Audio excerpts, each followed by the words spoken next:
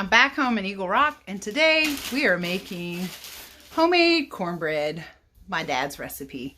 It's snowy outside, and we did a little sledding. There's some snowy mountaintops, and now we're cold, and we want to eat.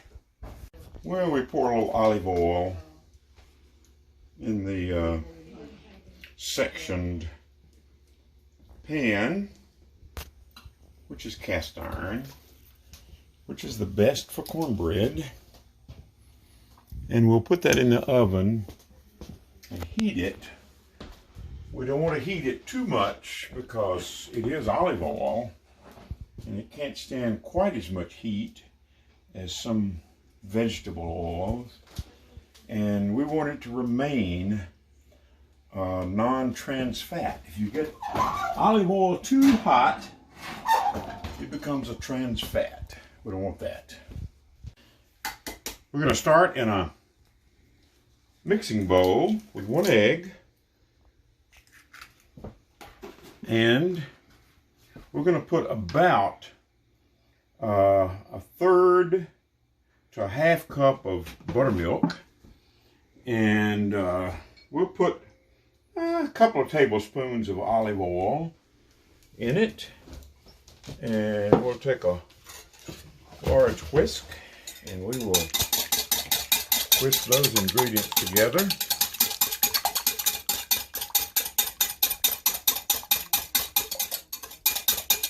I can't help it. I gotta say it, Dad. It looks yummy. Okay. Then we add a 1/2 cup of plain unbleached flour and a 1/2 cup of cornmeal, plain. This is white, but yellow would work just as well. Makes it look prettier.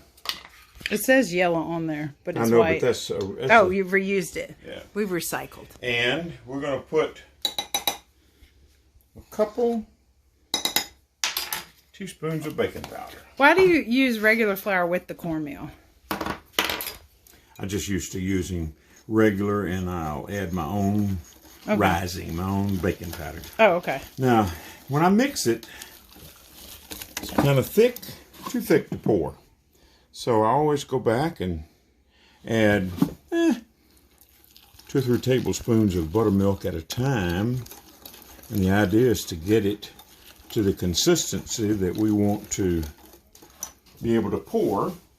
And also, we're going to add to that. What's that? This is salt. Is it sea salt or just regular? It's just regular salt. Regular salt. Yep. Could you put sea salt in it, I guess? You could. You just use salt. Using about a 1/2 teaspoon of salt. You want to be able to taste it. You don't want it briny. No sugar, Big Mama? We'll get into that. Alrighty. And we're going to put a couple of level teaspoons of sugar.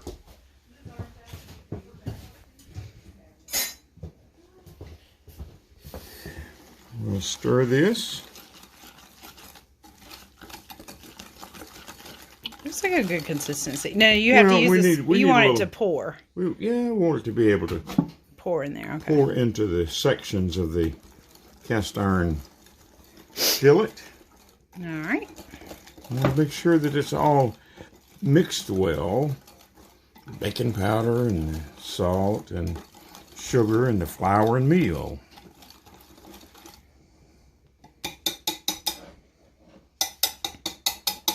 It's a good consistency there.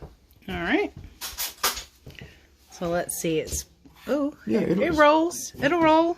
It'll roll. Fill it out. All right. So how long? Is it like 5 minutes? No. And then, it's maybe 5 minutes. Maybe. All right, it's just enough to get it hot, and it's all over there.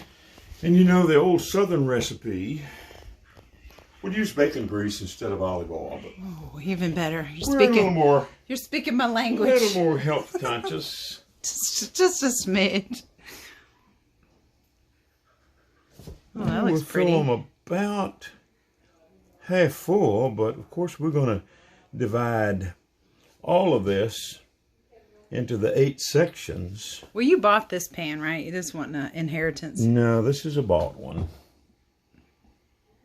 It's a Lodge brand of they're good. cast iron. Yeah, big name in the South.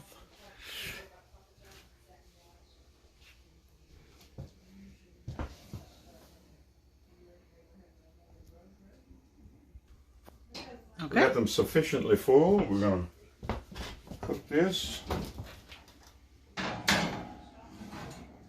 For how about long? In about a 375 oven for about 15 minutes. We'll check it.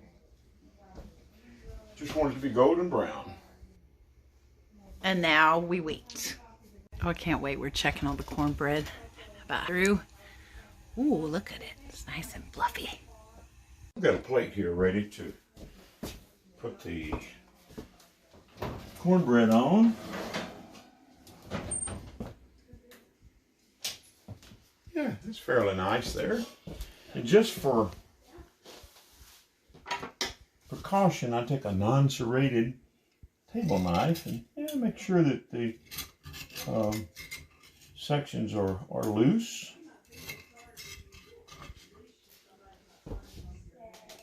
And you can leave it in longer and brown it more. And a lot of variations to the recipe.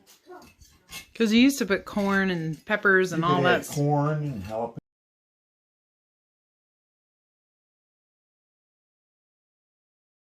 To the chef, Robert. The cornbread's ready. Thank you for learning with Miss Roseberry. It's time to eat.